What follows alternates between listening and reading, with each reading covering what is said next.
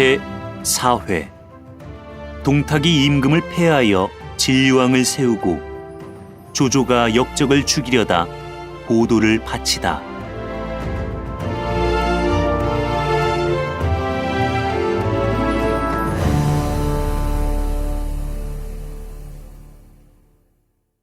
이때 동탁은 원소를 죽이려 했으나 이유가 나서서 만류했다. 대사를 아직 정하지 못했는데 함부로 사람을 죽이는 것이 옳지 않습니다. 원소는 손에 보도를 든 채 백관들에게 하직을 고하고 물러나와 부절을 동문에 걸어놓은 다음 말을 달려 기주로 떠나버렸다. 그가 나간 뒤에 동탁이 태부 원회를 보고 물었다. 대감 조카가 무례하건만 내 대감 낯을 보아서 용서해 주었소.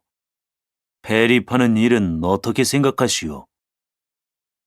태위께서 보시는 바가 지당하외다. 감히 대의를 막는 자가 있다면 군법으로 다스리겠소. 모든 사람이 다 겁을 먹고 모든 일을 대감하자는 대로 하겠사옵니다 하고 이구동성으로 대답했다. 연석을 파하자 동탁이 시중 주비와 교위 오경을 보고 물었다. 원소가 갔으니 이 일을 어찌할까? 주비가 말했다. 원소가 노기를 띠고 가버렸으니 만약에 급히 잡으려 들었다가는 반드시 변이 생기고 말 것입니다. 더욱이 원씨가 4대에 걸쳐서 은혜를 베풀어 그 문객과 이속들이 천하에 널렸으니 만약에 호걸들을 거두고 무리를 모으면 영웅이 이때를 타서 일어날 것이옵니다. 그러면 산동 지방은 공의 소유가 아니오리다. 용서해 주시고 군수나 한 자리 시켜주시면 원소가 죄를 면하게 된 것을 기뻐해서 반드시 아무 탈이 없을 것입니다. 오경도 말했다. 원소는 모사는 잘하나 결단이 없는 사람이라 염려하실 것이 없습니다. 참말 어디 군수라도 하나 시켜주시고 민심을 사두는 것이 좋겠습니다. 동탁은 그 말을 조차 그날로 사람을 보내 원소에게 발해 태수를 제수했다. 9월 초하룻날 동탁은 황제를 청해서 가덕전 전상에 오르게 하고 문무백관을 다 모은 다음에 칼을 빼어 손에 들고 모든 사람을 대하여 천자가 암약하니 어찌 천하의 임금이 될 수 있으리까? 이제 책문을 읽어드릴 테니 들으시오. 하고 곧 이유에게 명해서 책문을 읽게 하니 글 뜻은 다음과 같다. 효령 황제께서 신하와 백성을 버리시고 황제께서 대통을 이으심에 천하가 다 우러러 발았더니 황제의 천자가 경조하여 위를 삼가지 못하고 거상에 태만하니 그 부덕함이 이미 드러나 보위를 욕되게 함이 크도다. 황태후 또한 국모된 위의가 없어 어린 황제를 능히 교회하지 못하고 국정을 통섭함에 어지럽게 그지없고 영락태후께서 갑자기 붕어하심에 천하의 공론이 분분하니 삼강의 도리와 천지의 기강에 궐한 바 없는가. 진류왕 협은 성덕이 넓으시어 규범이 숙연하시고 거상에 애척하시며 도리 아닌 것은 말씀하지 않으시니 그 꽃다운 소문은 천하가 다 들어서 아는 바라. 가히 홍업을 받아 만세의 대통을 계승하실 뿐이로다. 이에 황제를 폐하여 홍농왕으로 삼으며 황태후로 하여금 대정에 간여치 못하도록 하고 진류왕을 황제로 받들어 천의에 응하고 민의에 순해서 만민의 바라는 바를 위로하려 한다. 이유가 책문을 읽고 나자 동탁은 곧 좌우를 꾸짖어 황제를 전각 아래로 끌어내리고 세수를 끌러서 올린 다음에 북면에서 무릎을 꿇고 칭신청명하게 하며 다시 태후를 불러 조복을 벗긴 다음에 칙명을 기다리게 하니 황제와 황태후 모두 통곡한다.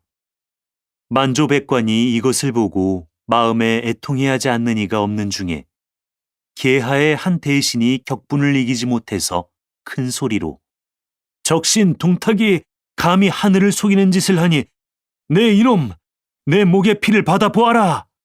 하고 외치며 손에 들고 있던 상호를 휘둘러서 동탁을 친다. 동탁이 대로에서 무사를 꾸짖어 잡아내리게 하니 그는 곧 상서 정관이었다. 동탁은 그를 끌어내 목을 베게 했는데 정관은 욕하기를 그치지 아니하고 죽기에 이르도록 신색이 변하지 않았다. 후세 사람이 이를 탄식해서 지은 시가 있다. 적신 동탁이 폐립을 도모하니 한조 종사를 뉘 있어 돌아볼고 만조백관이 손을 묶고 말없을째 정상서 한 사람이 장부기상 떨쳤도다. 동탁은 진류왕을 청해서 전상에 오르게 하고 문무백관이 조화하기를 마치자 하태후와 홍농왕과 황후 당씨를 영안궁으로 보내서 한양하게 했다.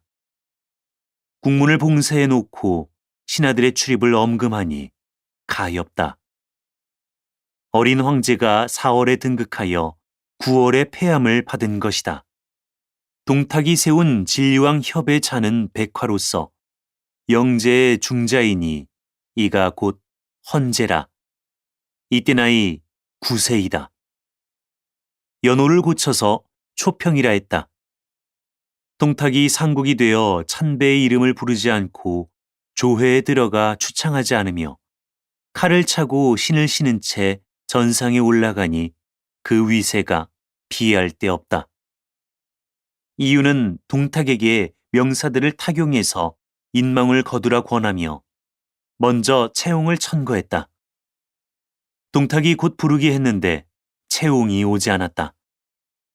동탁이 노에서 사람을 시켜 채옹더러 만약 오지 않으면 멸족하겠다 하고 엄포를 놓았더니 채옹이 겁이 나서 명에 응하여 왔다. 동탁은 그를 보고 크게 기뻐하여 한 달 사이에 그의 벼슬을 3번 옮겨 시중을 제수하고 심히 중용했다. 한편 어린 황제는 하태후와 당비와 더불어 영안궁에 갇혀 있는데 의복과 음식이 점점 떨어져 가니 눈물이 마를 날이 없었다. 하루는 우연히 궁전 뜰에 제비 한 쌍이 나는 것을 보고 시 한 수를 지어 읊었다. 그 시는 이러하다. 잔디는 푸르른데 제비는 쌍쌍이 나네. 낙수 언덕이 오가는 사람이 부럽구나. 저기 저 구름 아래는 나 있던 궁전이라 뉘라서 충의를 지켜 내 원한 풀어줄고. 동탁은 매양 사람을 시켜서 어린 황제의 동태를 살피게 했다. 그러던 중 이날 마침 이 실러더다 동탁에게 고하니 동탁은 원망에서 이 시가 나왔으니 이제는 죽여도 명목이 서겠다 하고 드디어 이웃더러 무사 10명을 거느리고 영안궁에 가서 폐제를 죽이고 오라 했다. 황제는 태후와 당비와 더불어 마침 누상에 앉아 있었다. 이유가 왔다는 궁녀의 말에 황제가 크게 놀라는데 이유는 들어오자 짐주를 받들어 황제에게 올렸다. 황제가 어인일인가 물었다. 봄날이 하도 화창하기에 동상국이 특히 올리는 수주이옵니다. 하태우가 말했다. 과연 수주라면 그대가 먼저 마셔보시오. 그래, 못 마시겠다는 게요. 이유는 좌우를 불러 단도와 흰 헝겊을 앞으로 가져오라 해서 내밀었다. 수주를 못 마시겠으면 이 두 물건을 받으시오. 당비가 무릎을 꿇고 애걸했다. 첩이 상감마마 대신 술을 먹겠으니 대감은 부디 모자분의 목숨을 보전케 하소서. 내가 누구기에 왕을 대신해서 죽겠다는 거냐? 이유는 한마디로 꾸짖고 술을 들어 하태후에게 내밀었다. 당신이 먼저 마시시오. 하태후는 어리석게도 도적을 경사로 끌어들여 오늘날 이 화단을 만들어낸 하진을 욕하는데 이유가 다시 어린 황제를 향하여 재촉이 성화 같다. 황제가 어마어마하게 작별이나 고하게 해주오 하고 대성통곡하며 노래를 지었다. 천지가 바뀌니 일월이 뒤집힌다. 만승의 귀한 몸이 한낱 번신된단 말인가. 권신이 핍박하니 이 목숨도 다하도다. 대세는 이미 갔는데 눈물은 속절없다.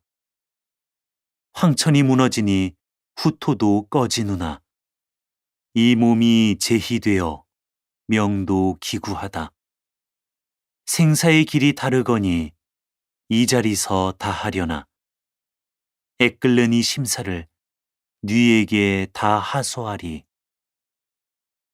노래를 마치자 서로 안고 통곡하니 이유가 또 호령한다. 상국께서 희보를 고대하고 계신데 그대들이 이렇듯 시각을 천연하고 있으니 누가 구해주기를 바라는 거요. 하태우는 큰 소리로 꾸짖었다. 동탁 역종놈이 우리 모자를 핍박하니 황천이 결단코 저를 도우시지 않을 게고 내 놈들이 역적을 도우니 반드시 멸족지화를 입고야 말리라. 이유는 대로에서 두 손으로 태우를 잡아 일으켜 다락 아래로 밀어내치고 무사를 호령하여 당비를 목매어 죽이고 또 짐주를 입에 들이부어 어린 황제를 죽인 다음에 돌아가서 동탁에게 고했다. 동탁은 그들을 성 밖에 내어 장사 지내게 했다. 이로부터 동탁은 매일 밤 궁중에 들어가서 궁녀들을 간음하고 잠은 꼭 용상에서 잤다. 한 번은 동탁이 군사를 거느리고 성 밖으로 나가 양성 지방에 가보니 이때가 2월이라 당굿이 있어서 온 고을 남녀노소가 모여 있었다. 동탁은 군사들에게 영을 내려 그들을 사면으로 둘러싸고 남자는 죽여버린 다음에 부녀자와 재물을 말끔 약탈해서 수레에 그득그득 싣고 수레 아래다가는 머리 천여 개를 주렁주렁 매달고 수백 채 수레를 몰아 성내로 돌아왔다. 동탁은 도적대를 쳐서 크게 이기고 돌아오는 길이라고 떠벌리며 사람의 머리들은 성문 아래서 모조리 불살라버리고 부녀와 재물은 군사들에게 다 나누어 주었다. 월기 교위 오부의 차는 덕유다. 그는 동탁이 잔인하고 포악한 것을 보고 마음에 분개하기를 맞이하나 매양 조복 속에 얇은 갑옷을 입고 품에는 단도를 감추고서 틈을 엿보아 동탁을 죽이려고 별렀다. 어느 날 동탁이 조회에 들어올 때 오부는 그를 맞아 전각 아래 이르자 칼을 빼어들고 동탁을 찔렀다. 그러나 동탁이 원체 기운이 세서 두 손으로 그를 막고 있는 중에 여포가 달려들어와서 오부를 떠박질러 땅에 쓰러뜨렸다. 누가 너를 시켜 모방케 했더냐? 동탁이 한마디 묻자 오부는 눈을 부릅뜨고 큰 소리로 꾸짖었다. 내가 내 군주가 아니고 내가 내 신하가 아니건만 모반이 웬 말이냐? 내 죄가 하늘에 가득 차서 사람마다 너를 잡아 죽이기를 원하고 있는 터다. 내 너를 수레로 찢어서 천에 살해하지 못하는 것이 한이다, 한이야. 동탁은 대로에서 그를 끌어내다 칼로 살점을 바르고 도련해서 죽이게 했다. 그러나 오부는 죽기에 이르기까지 꾸짖기를 그치지 않았다. 후세 사람이 시를 지어 그를 칭찬했다. 한말 충신으로 오부만한 이 또 있으리. 충천하는 그 호기가 세상에 짝이 없네. 조당에서 역적을 쳐 그 이름이 높았으니 만고의 대장부라 길이 전하리. 이 일이 있은 뒤로 동탁은 출입할 때면 매양 갑사들을 시켜 호위하게 했다. 이때 원소는 발해에서 동탁이 권력을 농단한다는 말을 듣고 사람을 시켜 왕윤에게 밀서를 보냈다. 그 밀서의 사연은 대강 이러했다.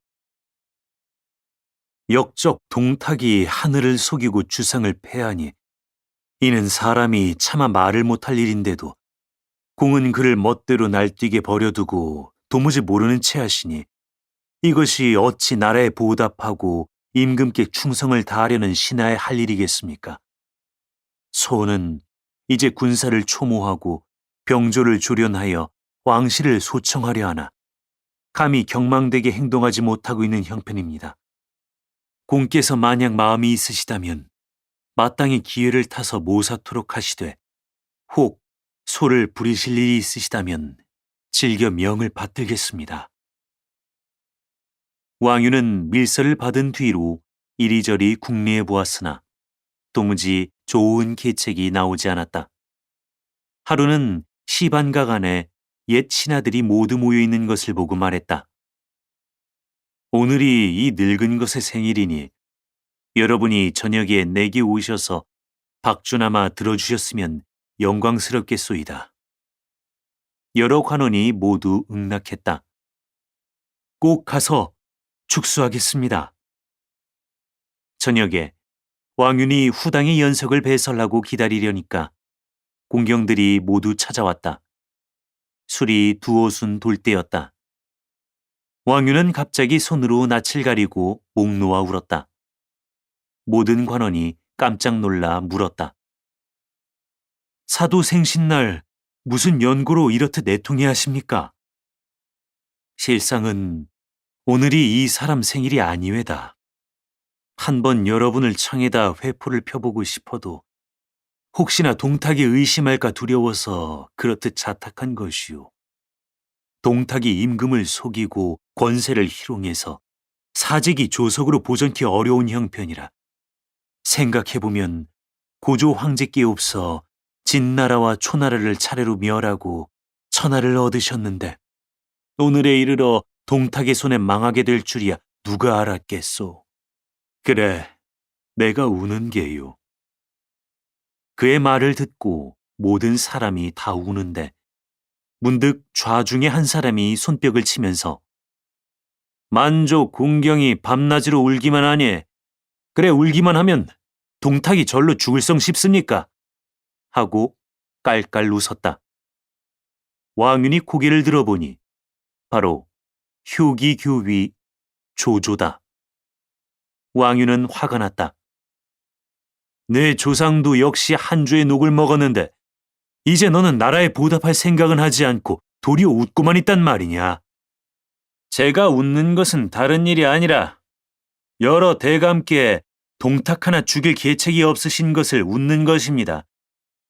조조가 비록 재주는 없으나 바로 동탁의 머리를 베어다 성문에 높이 걸어 천하에 살해할까 합니다. 왕유는 자리에서 일어나 물었다. 맹덕이 과연 어떤 고견을 가지셨소?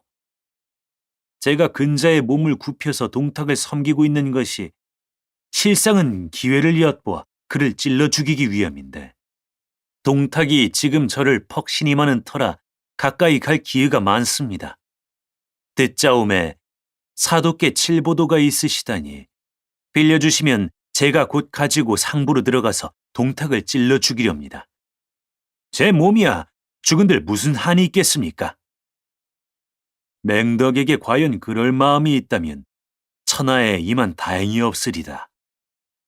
왕유는 친히 술을 따라 조조에게 주었다. 조조는 술을 뿌려서 맹세했다.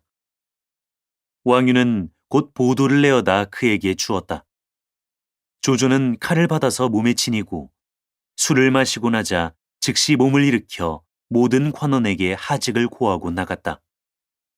여러 사람은 한동안 더 앉아 있다가 각기 헤어져 돌아갔다.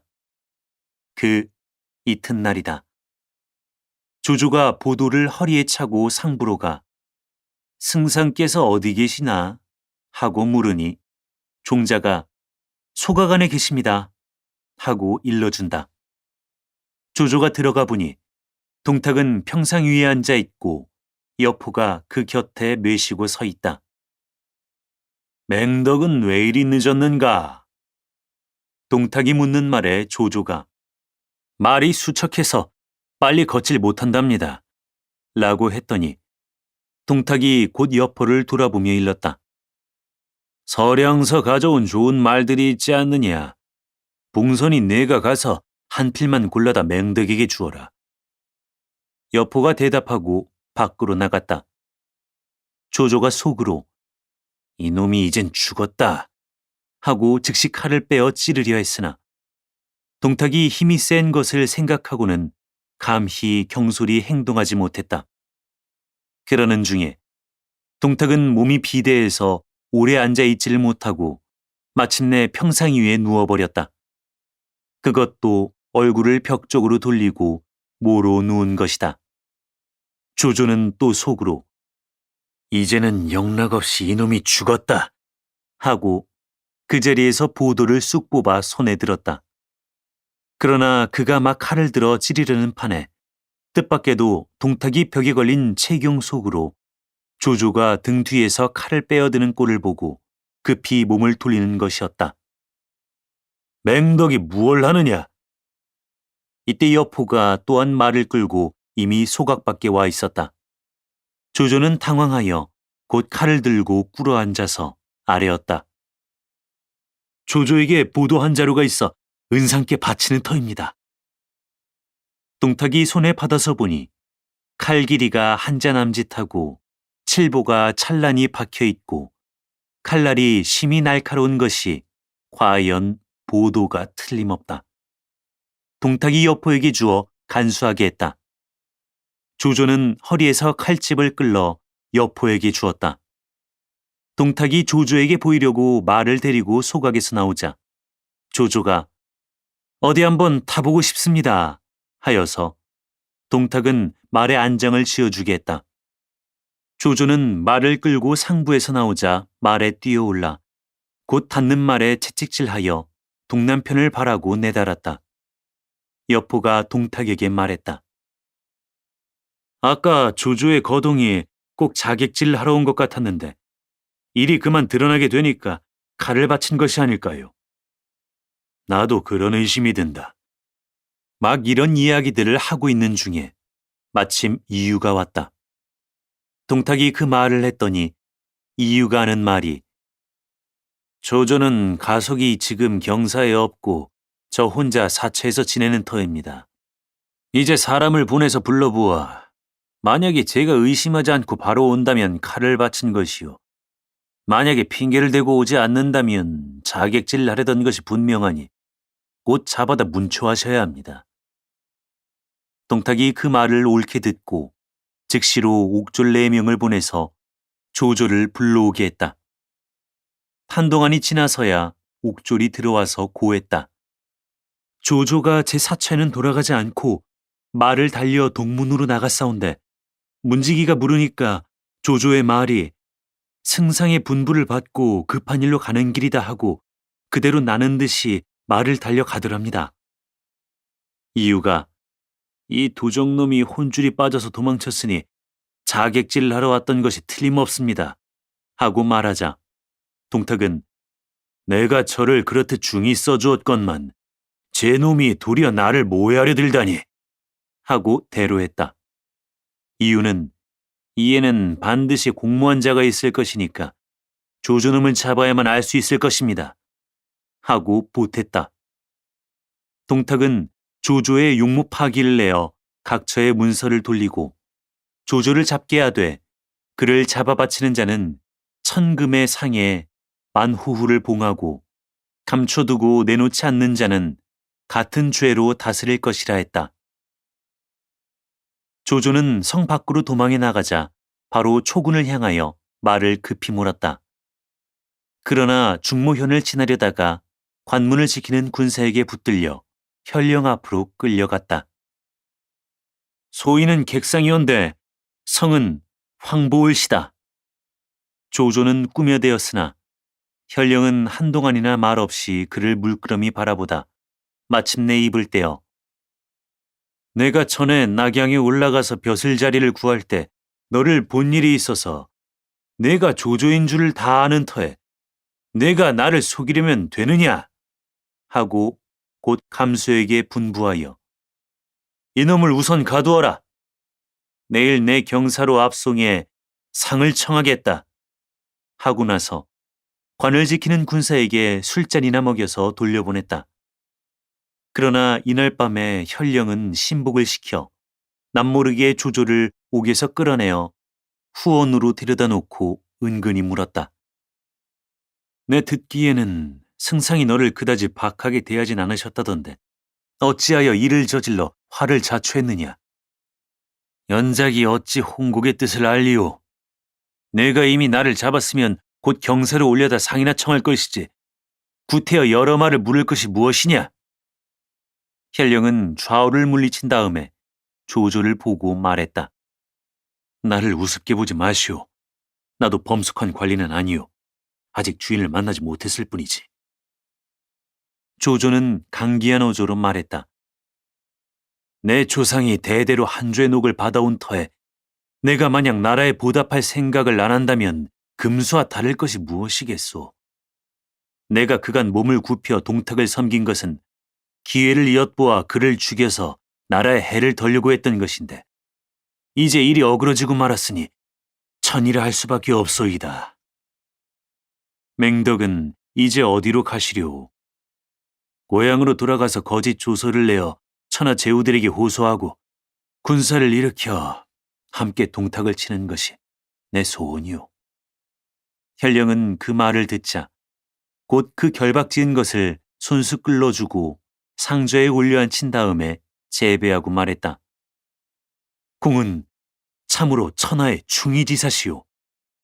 조조 또한 절을 하고 그의 성명을 물었다. 내 성은 진이요. 이름은 궁이요. 자는 공대이외다. 내 노모와 처자가 다 동군에 있는데 이제 공의 충의에 감동하여 벼슬을 버리고 공을 따라서 이곳을 떠날까 하오. 현령의 말에 조조는 심히 기뻐했다. 그 밤으로 진궁은 노자를 수습하여 조조와 함께 옷을 갈아입은 다음 각기 칼 한 자루씩 등에 지고 말에 올라 고향을 바라고 길을 떠났다. 그로써 사흘째 되는 날, 한낮이 기울어서 두 사람은 성고 지방에 이르렀는데 조조가 채찍을 들어 건너편 숲속을 가리키며 진궁을 돌아보고 저 안에 여백 사람 분이 살고 있는데 그는 바로 가친과 의형제를 맺은 분이요. 가서 집안 소식도 알아볼 겸 하룻밤 묵어가는 것이 어떻소? 그거 좋지요. 두 사람이 장원 앞에 이르러 말에서 내려 들어가 백사를 보니 그는 놀라며 묻는다. 조정에서 각처로 문서를 돌려 자네를 잡으려고 하는 통에 자네 어르신네는 벌써 진리로 몸을 피해 가셨다네. 그런데 자네가 어떻게 예까지 왔나? 조조가 지난 일의 자초지종을 말한 다음에 만약 진현령이 아니었으면 저는 벌써 몸이 가루가 되고 말았을 것입니다. 하니 여백사는 진궁을 보고 절하며 치사했다. 만약 공이 아니셨으면 조씨 집안은 멸문을 당하고 말았을 것이외다. 자, 마음 푹 놓고 앉아 계시오. 그리고 오늘 밤은 허술한 집이기는 하지만 내 집에서 묵어 가시지요. 말을 마치자 몸을 일으켜 안으로 들어가더니 한참 만에야 도로 나와서 진궁을 보고 내 집에 술이 좋은 게 없어서 서촌까지 가서 사가지고 와야겠소이다. 라고 한마디 하고는 총총히 나귀를 타고 집에서 나갔다. 조조가 진궁과 함께 한동안 앉아서 기다리는데 문득 장원 뒤에서 칼을 가는 소리가 들려왔다. 여백사가 나하고 친척간도 아닌데 지금 집에서 나간 게 아무래도 의심스러우니 어디 동정을 좀 살펴봅시다. 조조가 이렇게 말하여 두 사람은 발자취를 숨기고 초당 뒤로 가보았다. 그러자 누군지 묶어놓고 죽이는 것이 어떨꼬? 하는 소리가 들린다. 그 말을 듣자 조조는 곧 저것 보우, 우리가 먼저 손쓰지 않다가는 영락없이 잡혀 죽을게요. 하고 진궁과 함께 칼을 빼어들고 들어가서 남녀를 불문하고 닥치는 대로 베어 그 집 식구 8명을 모조리 죽이고 말았다. 다시 여기저기 살피며 부엌으로 들어가 보니 돼지 한 마리를 방금 묶어놓은 것이 있다.